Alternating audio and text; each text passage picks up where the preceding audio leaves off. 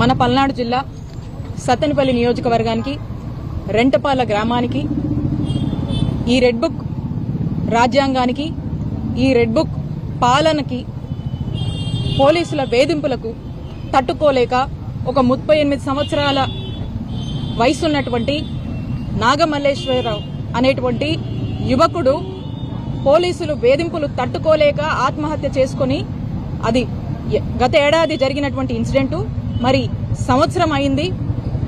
ఆ కుటుంబము ఉన్నటువంటి బాధని వాళ్ళ యొక్క భావాన్ని జగన్మోహన్ రెడ్డి గారికి వినిపించి వారు గుర్తుగా ఆ అబ్బాయి గుర్తుగా ఆ గ్రామంలో ఒక విగ్రహాన్ని ఏర్పాటు చేసుకొని దానికోసము దాన్ని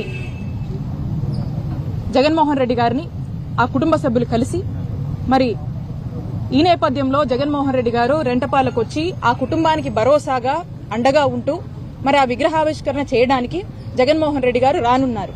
ఇప్పుడు ఇక్కడ జరుగుతున్నటువంటి పరిస్థితులు కానీ ఇక్కడ ఉన్నటువంటి జిల్లాలో అందరికీ కూడా తెలుసు.